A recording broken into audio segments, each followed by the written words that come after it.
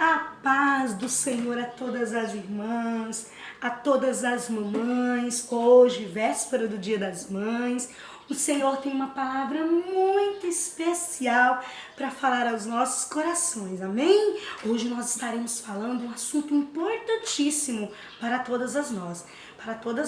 Hoje nós estaremos trazendo uma reflexão sobre maternidade. Olha que nome lindo, né? A maternidade. Olha só, eu gostaria de convidar vocês para ler juntamente comigo lá no livro de Salmos, lá no número 127, no verso 3, que diz assim: Eis que os filhos são herança do Senhor e o fruto do ventre o seu galardão.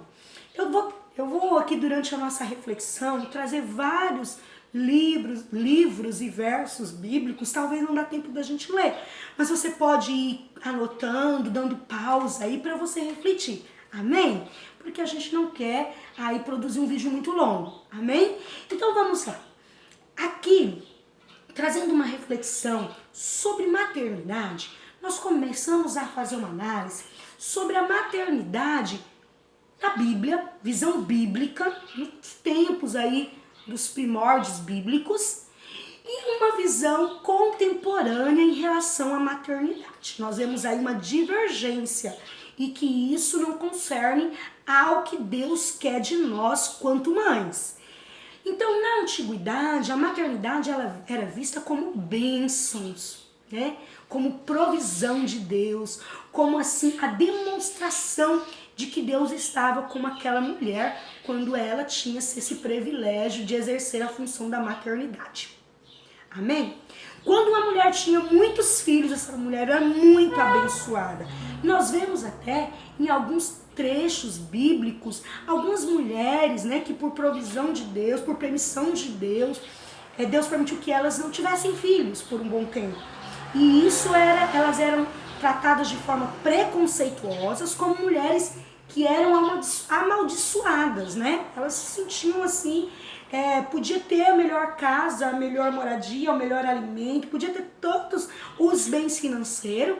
No entanto, se ela não podia ser mãe, isso ela trazia uma grande angústia à sua alma. Já nos tempos atuais, nós vemos uma incoerência com os mandamentos bíblicos. Hoje, muitas mulheres optam por não terem filhos, né? Para ter uma vida individual, de liberdade. Eu vejo assim um egoísmo muito grande. Se trazer para uma fala da psicanálise, nós trazemos assim um processo de egoísmo, de narcisismo, onde a pessoa acha que ela é autossuficiente, ela não deve sim seguir padrões da sociedade que é esperado pela sociedade, pelos ensinamentos bíblicos, em que uma fase da vida nós tornamos mãe. E aí elas trazem como justificativa adquirir capitais, né, se livrar de responsabilidades, né, obter grandes desenvolvimentos intelectuais, né, adquirir muitos conhecimentos seculares e certificados e cargos, enfim. A visão hoje da sociedade em relação à maternidade, ela mudou completamente. E isso me assusta muito, porque às vezes nós dentro da igreja, que estamos assim seguindo a palavra de Deus, nós deixamos essas visões errôneas entrar dentro do nosso coração. Porém, isso não agrada a Deus. Porque quando nós vemos uma pessoa, até mesmo na igreja, que tem 3, 4 filhos, essa pessoa sofre preconceito até mesmo por irmãos, como se ela fosse uma pessoa desleixada, descuidada, que não é cautelosa, não é cuidadosa, não tem planejamento, como assim 4, 5 filhos. E não era assim. Na Bíblia, as crianças eram vistas como bênçãos. As crianças eram vistas de uma forma diferente. E hoje eu quero trazer 5 características bíblicas que trazem como é ter filho, como que é os filhos para nós. Amém? A primeira característica que a gente traz já está aqui onde nós acabamos de ler, que o filho ele é herança. Quando nós recebemos uma herança do Senhor, quer dizer, ele era de Deus e agora Deus nos entrega aos nossos cuidados. Olha que presente lindo, né? Você recebeu uma herança tão especial. Eu já vi casos de pessoas receberem herança de dívidas, né? Mas na maioria as heranças são de bens e as pessoas não abrem mão de recebê-las, né? Outra característica no mesmo verso que traz é que os filhos é galardão. O que é galardão, minha amada? É presente, né? É frutos, é bênção, é coisa linda que Deus te dá, é o galardão. Então o filho é herança, o filho é galardão. Eu quero trazer também outro termo que está escrito lá em Provérbios, que diz o seguinte, que o filho é coroa. O que as rainhas, os reis fazem com as suas coroas? Elas colocam na sua cabeça um lugar de destaque para que todo mundo a veja e perceba a honra, porque aquela coroa demonstra a honra, o poder que ela tem. Nossos filhos nos honram, olha que lindo, né? Os idosos e aos pais, ele nos honra, isso é muito lindo. E a coroa, ela também é protegida para que ninguém a rouba, porque é algo muito precioso, né? É como se fosse um prêmio, né? E aí, outro termo que então nós estamos já falando no terceiro termo, agora nós vamos para o quarto termo, que diz lá em Deuteronômio 28, que fala que os filhos são bênçãos. Bênçãos para as nossas vidas. Você abre mão das bênçãos que Deus tem para você? Olha que interessante. Outro termo muito interessante que tem é que está lá em Salmo que os filhos são como brotos de oliveira. O broto de oliveira, ele faz o quê? Ele demonstra vida, crescimento. Olha que lindo, né? Olha que lindo. Só que assim, esses filhos na Bíblia, ele nos tem essa percepção, essa representação tão linda.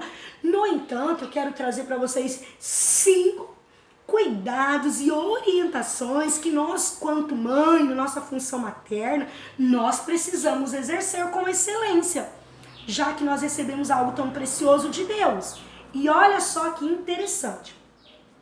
A primeira coisa dessas 5 orientações que a Bíblia nos traz, que está lá em Deuteronômio 6, versículo 7, que diz assim: ensina o seu filho na sua casa, no caminho, sentado, deitado. Sabe o que quer dizer? Que a criança, ela precisa de ensinamento.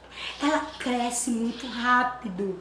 Não dá pra você trabalhar 10 anos e depois resolver ensinar seu filho. Não dá pra você marcar a hora que eu vou ensinar meu filho, das 7 às 8, das 8 às 9. Não existe isso. A criança, ela aprende ao perceber os estímulos da sua volta o tempo todo. Lembrando que ela é muito visual, toque, sentir, ouvir, né? Principalmente visual, quando ela ainda está no período pré-operatório, que ela ainda não se apropriou da linguagem, né, dos termos linguísticos. Olha que interessante, lembrando que a imagem, ela é um recurso mnemônico para nossa memória. Então, quando você ensina seu filho com imagens, né, com visual, isso é lindo para nós do Ministério Infantil, nós estamos reforçando a memória, que é necessário para aquela memória ficar muito forte ali e de curto prazo ela se transformar a longo prazo nos processos psicológicos aqui. Olha que legal. Outra orientação que nos traz é: não irriteis os seus filhos, diz ali em Colossenses. Não irriteis os seus filhos. Imagina você, mãe, na sua função materna, ficar irritando o seu filho. Você é baixinho, colocando apelido, brigando. Gente, isso não é totalmente incoerente aos ensinamentos bíblicos. Agora eu quero trazer a terceira orientação bíblica. Instrua o seu filho no Senhor. É para você criar segundo a instrução do Senhor, que está lá em Efésios 6. Você, mamãe, é responsável pelo desenvolvimento moral, intelectual e espiritual do seu filho. Então, instrua ele no Senhor. Olha que lindo. A quarta orientação está escrita em Provérbios 22, que diz o seguinte: que é importante, não tire a disciplina do seu filho. A criança, ela precisa ser disciplinada. Isso é demonstração de amor. Disciplina, minhas amadas, não é autoritarismo. Autoridade não é autoritarismo, disciplina não é violência física, nem verbal, que machuca as palavras. Então, disciplina é com amor. Meu filho, você não vai fazer isso. A criança, quando ela ainda não desenvolveu totalmente a comunicação, que ela tá nesse período pré-operatório, é importante talvez você dar uma batidinha no filho, ó, não pode, ele vai sentir a sensação, não pode, senta com ele, coloca ele um pouquinho para pensar, não tira a disciplina, porque a disciplina, quando você não disciplina, você vai promover, você vai torná-lo insensato, porque aqui em Provérbios diz o seguinte, a disciplina livra o seu filho da insensatez. Olha que importante o seu papel, mamãe. E agora eu quero encerrar com a quinta orientação bíblica para a gente cuidar dessa herança, dessa coroa, dessa bênção, né? Desse galardão, desse broto de oliveira, né? Olha só, testemunhar os feitos, as maravilhas que o Senhor fez em nossa vida. Isso está registrado em Salmo 78. Não vai dar tempo da gente ler todas as referências bíblicas, mas isso eu quero ler com você. Que diz o seguinte, em Salmo 78, verso 4. Não os encobriremos. Não os encobriremos. Quer dizer o quê? Não esconda dos seus filhos. Mostra a geração futura, que é os seus filhos, filhos dos seus filhos, os louvores do Senhor, assim como a sua força e as maravilhas que Ele fez. Testifique todas as maravilhas que o Senhor tem feito em sua vida. As crianças gostam muito, até eu que sou professora compartilho muito experiências pessoais que Deus tem feito na minha vida. Isso vai acrescentar a fé dele também, porque a fé vem pelo ouvir. E aí você vai, isso é uma orientação bíblica, testemunhar o que Deus tem feito na sua vida. Olha que lindo! Então nós fizemos uma reflexão, hoje nós organizamos a nossa reflexão bem cronometrada. Nós fizemos a nossa reflexão sobre a maternidade, nós fizemos a reflexão sobre a representação dos filhos para nós fizemos agora a reflexão sobre o nosso papel diante da Bíblia quanto à maternidade, e agora nesse finalzinho eu quero aproveitar, né?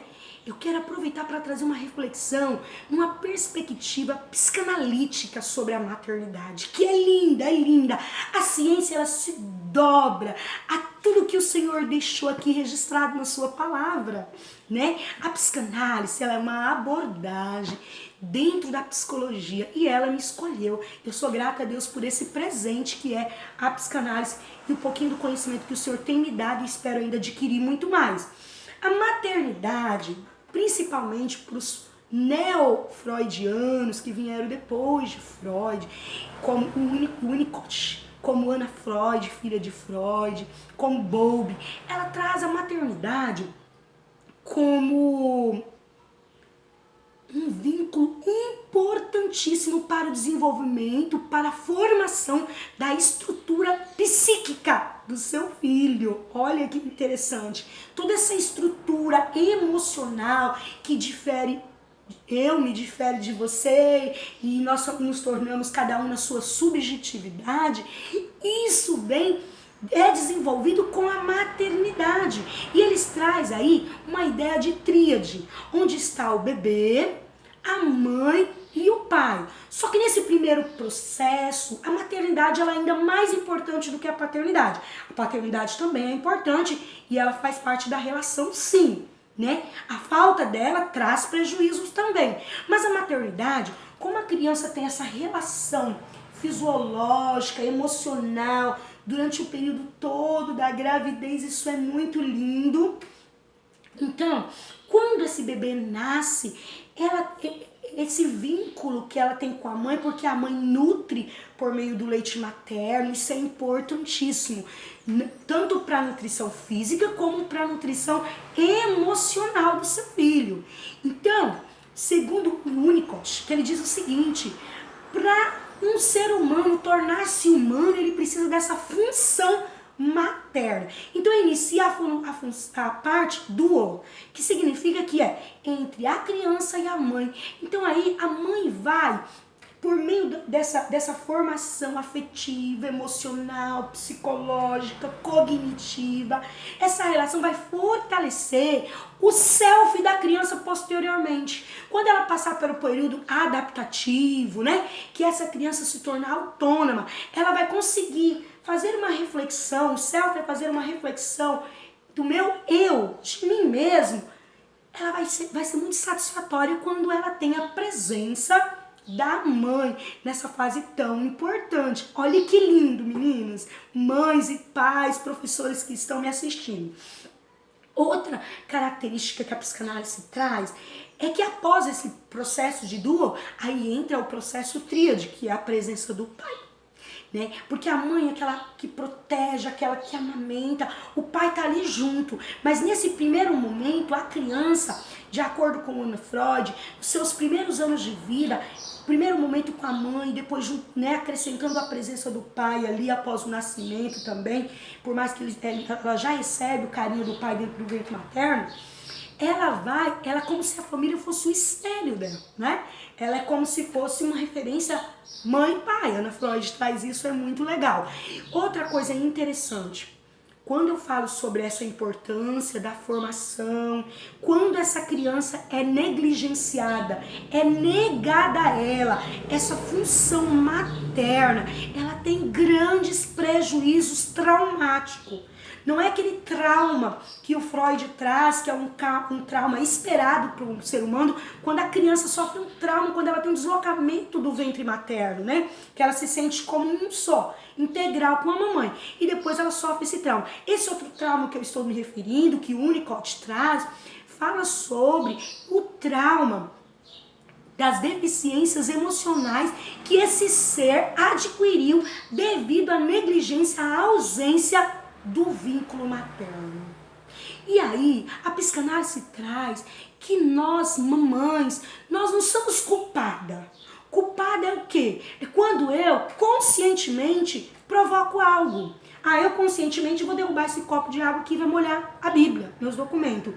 Isso é culpa. A psicanálise traz que o pai, ele não é culpado, ele é responsável, é diferente. Ele é responsável pela formação, pela estruturação dessa criança. E aí Bowlby desenvolveu também na área da psicanálise uma teoria muito interessante em que coloca perto de um animalzinho uma mamãezinha toda cheia de arame, né, toda cheia de arame e outra sem um arame. Aquela que está com arame tem uma mamadeira, tem alimento. E aquela que está sem um arame não tem nada. E aquele animal que foi utilizado para fazer o estudo, né, é utilizado animais, aquele animalzinho prefere abraçar aquela mamãe que não tem arame do que ficar com fome, do que abraçar aquele outro animalzinho representado pela mãe, que está cheio de arame, mas que é doído, é incômodo e ter alimento. Então, para o desenvolvimento de uma criança, a psicologia psicanalística vê o desenvolvimento emocional, o desenvolvimento afetivo mais importante do que o alimento. Olha só. E aí eu trago uma preocupação quando nós se preocupamos mais em dar presente do que dar abraço. Quando nós se preocupamos mais em comprar do que beijar. Traz aí uma incoerência científica. Deus quer que você instrua, como diz lá em Provérbios 22, verso 6. Instrua a criança no caminho que deve andar. E quando ele crescer, ele não se desviará dele.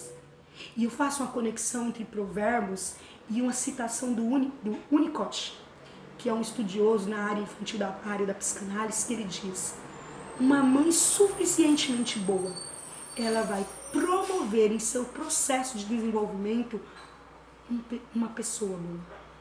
Olha o quanto o seu papel é importante. Deus te escolheu para exercer com excelência a maternidade. Amém? Deus abençoe vocês.